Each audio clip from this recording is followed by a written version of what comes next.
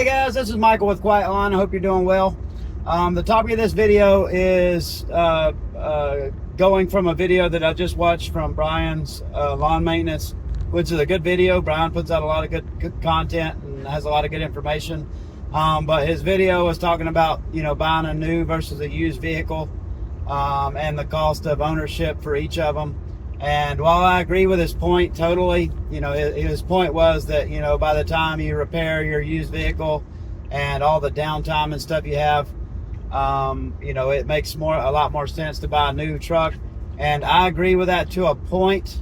But where I don't agree with that is I think that really depends on where your business is. If you are an established business and you have established routes, you already have customers, you already have the work to pay for that truck.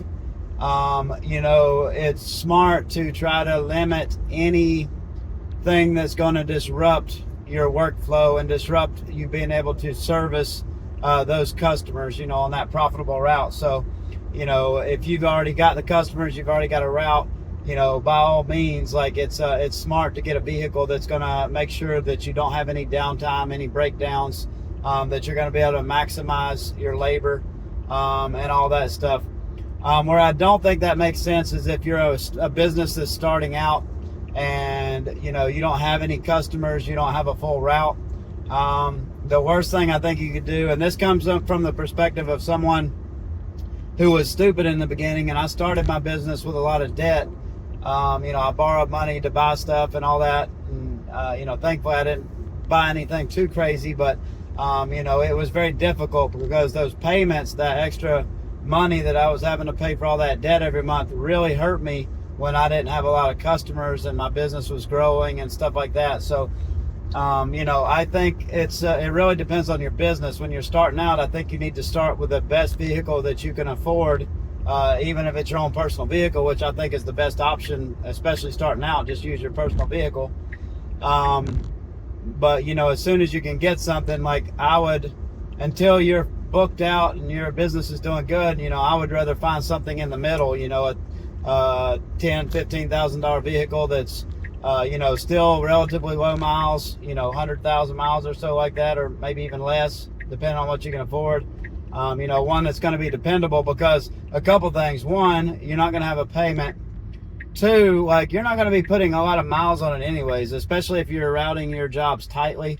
Like our mowing vehicles maybe get 4,000 miles a year on them. So you could get several years out of a vehicle that only has 100,000 miles on it.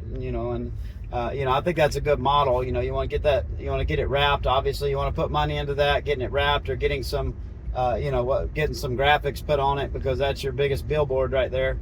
But I think that makes much more sense for somebody starting out and growing.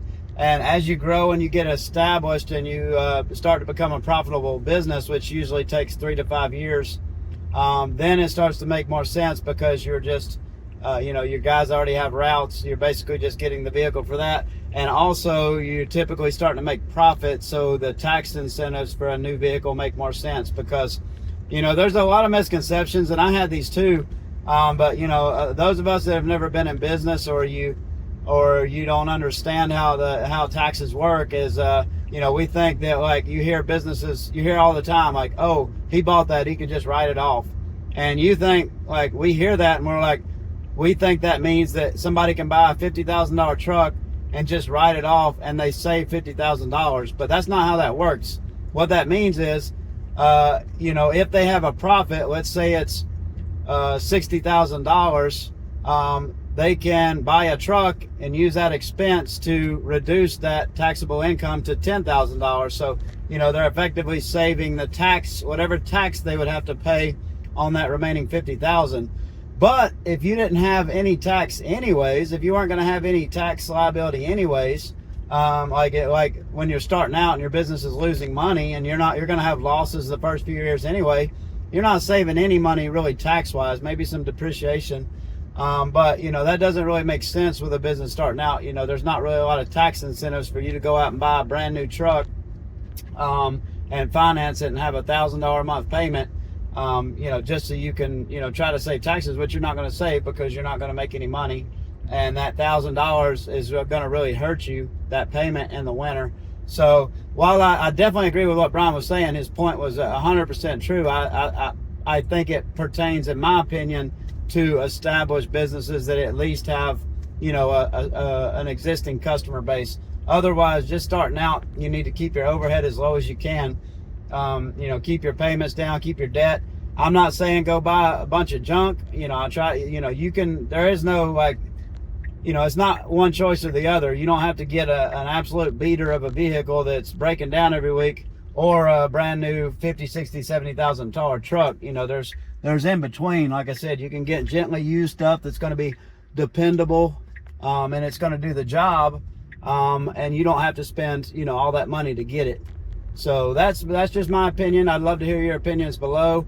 You know, I'm a big fan of, like I said, our model, like where you push mower, you have smaller vehicles because it's just cheaper to buy a vehicle up front. You know, like our Toyota Priuses, we bought the used ones for like, you know, $2 or $3 grand, which, you know, I would have preferred to get something a little bit more expensive with lower miles, but still, I mean, we've gotten like 4 years out of those with, you know, not too many problems. But, you know, that's just my opinion. I'd love to hear your thoughts. It was a great video by Brian, you know, a lot of numbers. I love the stuff Brian's been putting out lately. You know, it's really, really good content. But thanks for watching. You know, please leave your comments below. Let me know your thoughts, and I'll talk to you guys soon. Bye-bye.